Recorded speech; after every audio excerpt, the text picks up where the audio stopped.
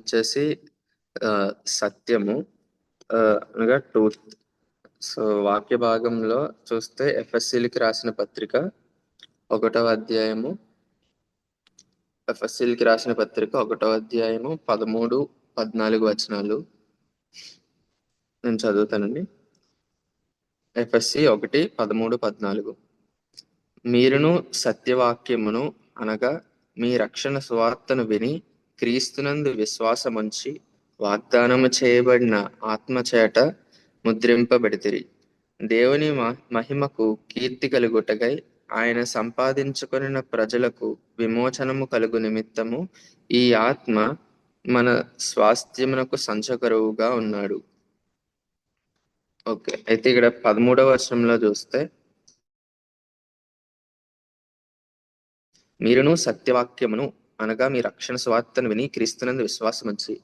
అయితే ఇక్కడ ఈ కాంటెక్స్ట్ లో చూస్తే మనము దేవుడు వాక్యాన్ని సత్యవాక్యము అని చెప్పి సంబోధించడం జరిగింది. మీరును ఈ సత్యవాక్యమును అనగా మీ ఈ మీ రక్షణ సువార్తను విని క్రీస్తునందు విశ్వాసముంచి. దేవుని వాక్యము ఎంతో గొప్పది, దేవుని వాక్యము జీవం కలిగినది. అయితే ఇక్కడ ఈ ఈ పర్టికులర్ ఈ ప ఈ నాకు ఈ పదం చూడగానే ఎంతో అంటే ఆశ్చర్యింపజేసింది. దేవుని వాక్యము సత్యవాక్యము అని చెప్పి ఎంత గొప్పగా సంబోధించాడు అని. జనరల్ గా గొప్ప వాక్యం అనొచ్చు, లేదా అద్భుత వాక్యం అనొచ్చు, ఏ ఇంకా ఇంకా వేరు పదాలు వాడచ్చు. కానీ ఇక్కడ ఎంతో పర్టికులర్ గా సత్యవాక్యమును అని చెప్పి సంబోధించబడి దాని తర్వాత అనగా మీ రక్షణ సువార్తను విని. అంటే ఇక్కడ మనకు అర్థమవుతుంది దేవుని రక్షణ సువార్త. దేవుడు ఏమై ఉన్నాడు, దేవుడు మన కొరకు ఈ లోకానికి వచ్చి ఏం చేశాడు, మన మన పాప బ్రతుకులను మార్చడానికి ఆయన ఆ శిలలో త్యాగం అయ్యి ఏం చేశాడు అని చెప్పి ఆ గొప్ప రక్షణ సువార్తను ఎంతో మంచిగా సత్యము అని చెప్పి కోట్ చేయడం జరిగింది. సో మనం చూడొచ్చు ఈ ఈ లోకంలో, ఈ జీవితంలో ఎన్నో ఎన్నో ఎన్నో విషయాలు జరుగుతుంటాయి. ఈ ఈ ఈ సమయంలో అయితే మనకి ఏది సత్యం ఏది అబద్ధం అన్న నిర్ధారణకి రావడం కూడా చాలా చాలా కష్టమైన పరిస్థితిలో, అంత అంత మారిపోయిన సమాజంలో ఉన్నాము.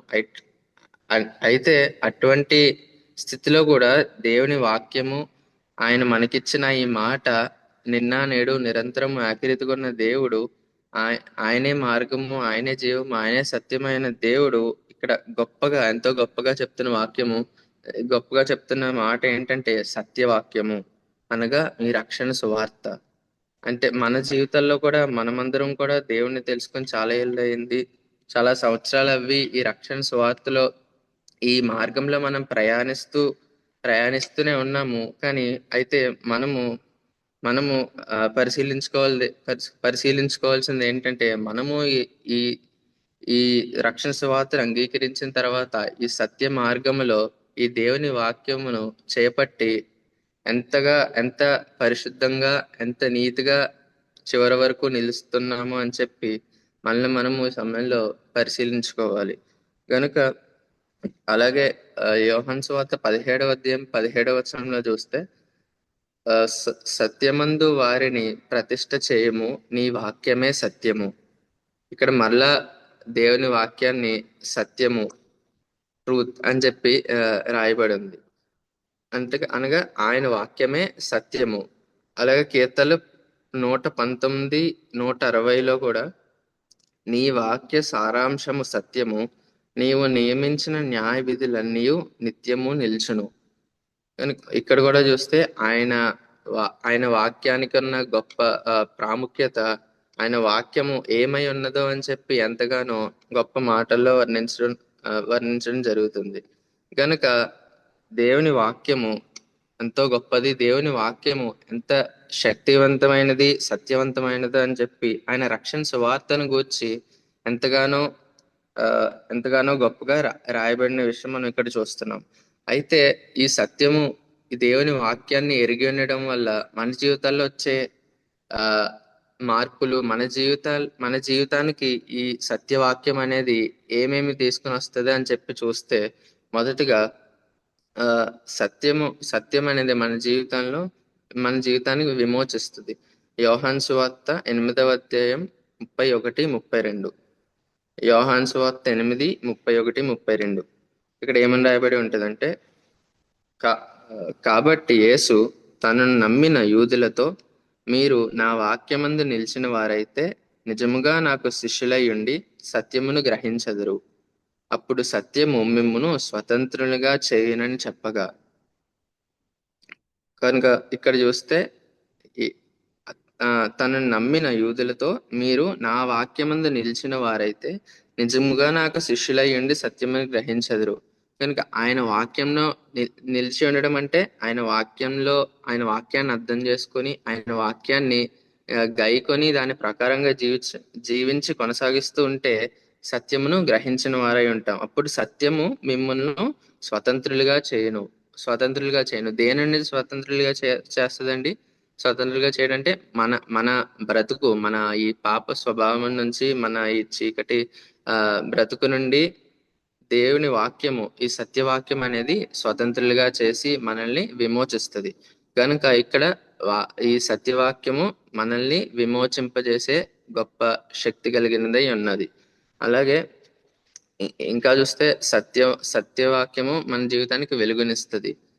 కీర్తన 119, 105 వచనం చూస్తే, నీ వాక్యం నా పాదములకు దీపమై ఉన్నవి అని చెప్పి గొప్పగా అక్కడ కీర్తనాకారుడు రాయబడి ఉండటం చూసాం. నిజమే కదండి. మన జీవితంలో ఈ లోకంలో, ఈ ఈ పాడైపోయిన లోకంలో, ఈ చీకటి లోకంలో మనము ఎన్నోసార్లు దారి తొలగిపోయిన వారమే ఉన్నాం. ఎన్నో మన చిన్ననాటి నుండి ఈ సమయం వరకు దేవుణ్ణి తెలుసుకున్నాక కూడా ఎన్నోసార్లు తప్పటడుగులు వేసిన వారమే ఉన్నాము. దారి తెలియక ఎన్నోసార్లు మనం పడిపోయిన వారమే ఉన్నాం. అయినప్పటికీ దేవుడు ఎంతగానో మన మీద, దేవుడు కృప మన మీద ఉంచి దేవుడి దయతో ఆయన మార్గంలోకి మరలా తీసుకుని వచ్చి, ఆయన మార్గంలోకి తీసుకుని వచ్చి ఆయన వాక్యం యొక్క గొప్పతనాన్ని మనకి మరలా రుచి చూపించి దేవుడు మన జీవితాలకు అనేది వెలుగునిచ్చి మనల్ని నడిపించడం జరుగుతుంది.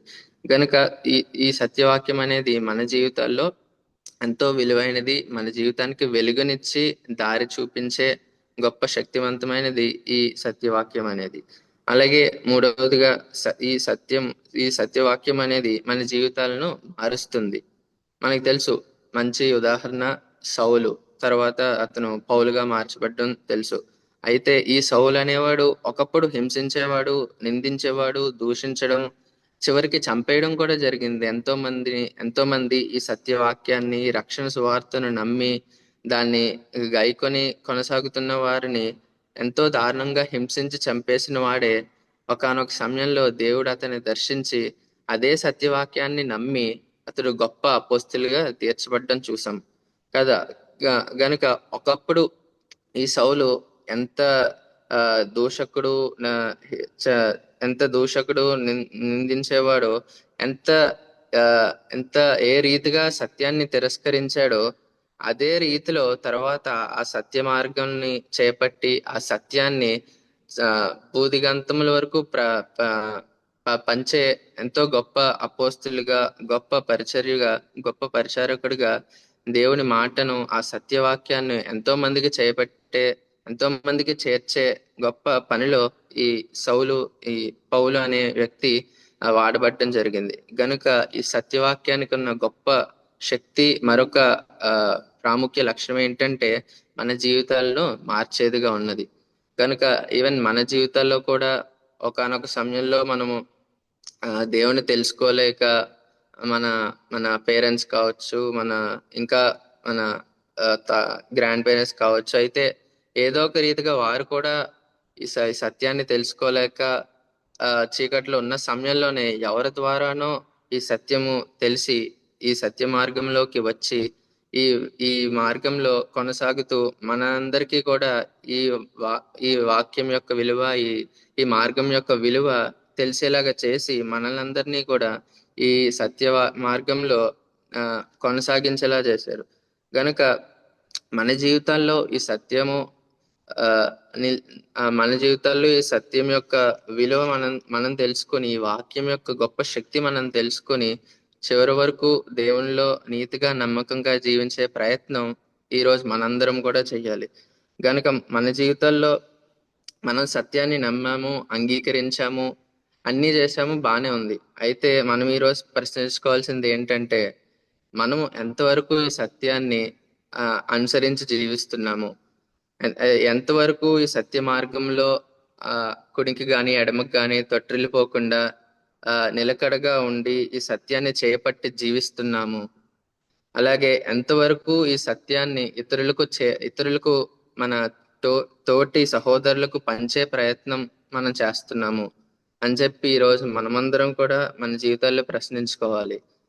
అయితే మనం చూడొచ్చు ఈ లోకంలో ఈ ఏఐ ఇంకా చాలానే వచ్చేసాయి, చాలా వచ్చేసాయి. ఇప్పుడు ఏది ఏది నిజము ఏది అబద్ధం అనడానికి కూడా తేడా లేకుండా అయిపోయిన పరిస్థితి ఈ రోజు ఈ సమాజంలో ఉంది. అయితే దేవుడు చెప్తున్నాడు, దేవుని వాక్యము ఎల్లప్పుడూ నిన్న నేడు నిరంతరము ఏకరీతిగా ఉన్నది. దేవుడి వాక్యము సత్యము. ఆయన ఇచ్చిన మాట, ఆయన మాటలు, ఆయన చెప్పిన ప్రతి ఆజ్ఞ, ఆయన ఇచ్చిన ప్రతి వాగ్దానము ఎంతో మధురమైన వాక్యము. ఈ ఈ బైబిల్ అనే ఈ పుస్తకంలో రాయబడి దేవుడు మనందరికీ ఇచ్చిన ఏకైక దేవుడు, నిజ దేవుడు, సత్యవంతుడు. ఇంకా మాట రాయబడి ఉంటది, ఆయనే మార్గము, నేనే సత్యము, నేనే జీవమునై ఉన్నాను. నా ద్వారా తప్ప తండ్రి వద్దకు ఎవడునూ రాలేడు. కనుక అంత గొప్ప దేవుణ్ణి మనం ఎరిగి ఉన్నాము, సత్య దేవుణ్ణి మనం ఎరిగి ఉన్నాము, నిజ దేవుణ్ణి ఎల్లప్పుడూ ఏకరీతిగా ఉన్న దేవుణ్ణి మనం ఎరిగి ఉన్నాము. కాబట్టి అంత గొప్ప దేవుణ్ణి మనం ఎరిగి ఆ సత్య మార్గంలో, ఆ నిత్య మార్గంలో మనం ఎల్లప్పుడూ జీవించే ప్రయత్నం చేద్దాము. అందుని బట్టి దేవుడు ఎంతగానో ఆనందిస్తాడు. మన జీవితంలో కూడా ఎంతగానో తృప్తి, శాంతి, సమాధానాలు కలిగి జీవించే గొప్ప యోగ్యత, ధన్యత మన అందరికీ మన దేవుడు దయచేస్తాడు. కనుక ఆ సత్య మార్గంలో మనం చివరి వరకు నమ్మకంగా జీవించే ప్రయత్నము మనందరము చేద్దాము. ఈ చిన్న వాక్యము దేవుడు దీవించును గాక. చక్కని వాక్యం పంచుకున్న తమ్ముడికి ప్రైజ్ లార్డ్ తమ్ముడు. మన మధ్య ఉన్న వాసు అన్న ఎండింగ్ ప్రేయర్ చేస్తారు. ఎవరికైనా ప్రేయర్ పాయింట్స్ ఉన్నాయా? ఏమైనా ప్రేయర్ పాయింట్స్ ఉంటే షేర్ చేసుకోండి. ఒక్కసారి చిన్న ప్రేయర్ పాయింట్ కాదండి, యాక్చువల్లీ ఈ మెసేజ్ ప్రిపేర్ అవుతుంటే నాకు ఒకే ఒక్క సాంగ్ నా మైండ్ లో రన్ అవ్వేది ఎప్పుడు. చాలా మంచి పాట, నీ వాక్యమే నన్ను బ్రతికించను అనే పాట అందరికీ తెలిసి ఉంటది. అంటే ఎలాగో టైం ఉన్నది కాబట్టి అందరూ ఆ పాట పాడితే బాగుంటదని చెప్పి ఆశపడుతున్నా. నీ వాక్యమే నన్ను బ్రతికించను, బాధల్లో నెమ్మదినిచ్చను అన్న సాంగ్ షేర్ చేయండి.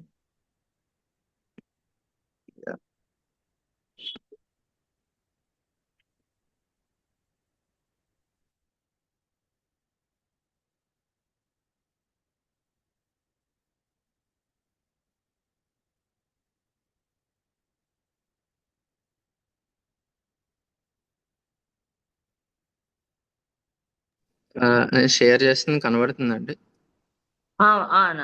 తమ్ముడు కనిపిస్తుంది. ఓకే. వీలైన వారందరూ సైలెంట్ గా ఉంటే, మీ రూమ్ సైలెంట్ గా ఉంటే జస్ట్ మ్యూట్ లోంచి తీసి పాడాలని కోరుచున్నా. నీ వాక్యమే నన్ను బ్రతికించెను, బాధలలో నెమ్మదినిచ్చెను. నీ వాక్యమే నన్ను బ్రతికించెను, బాధలలో నెమ్మదినిచ్చెను. కృపాశక్తి దయాశక్తి సంపూర్ణుడా, వాక్యమయ్యున్న యేసు వందనమయ్యా. కృపాశక్తి దయాశక్తి సంపూర్ణుడా, వాక్యమయ్యున్న యేసు వందనమయ్యా.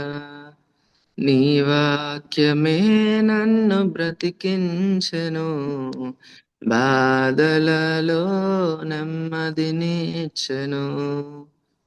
జిగటగల ఊబి నుండి లేవనెత్తెను, సమతలమగు భూమిపై నన్ను నిలిపెను. జిగటగల ఊబి నుండి లేవనెత్తెను, సమతలమగు భూమిపై నన్ను నిలిపెను. నా పాదములకు దీపమాయను, నా పాదములకు దీపమాయను, సత్యమైన మార్గములో నడుపుచుండెను, సత్యమైన మార్గములో నడుపుచుండెను. నీ వాక్యమే నన్ను బ్రతికించెను, బాధలలో నెమ్మదినిచ్చెను. శత్రువులను ఎదుర్కొనే సర్వాంగ కవచమై యుద్ధమునకు సిద్ధ మనసు ఇచ్చుచున్నది. శత్రువులను ఎదుర్కొనే సర్వాంగ కవచమై యుద్ధమునకు సిద్ధ మనసు ఇచ్చుచున్నది.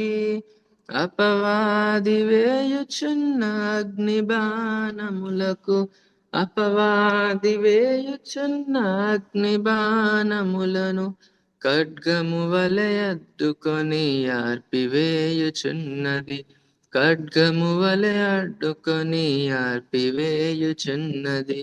నీ వాక్యమే నన్ను బ్రతికించెను, బాధలలో నెమ్మదినిచ్చెను. హల్లెలూయా. థ్యాంక్ యూ తమ్ముడు.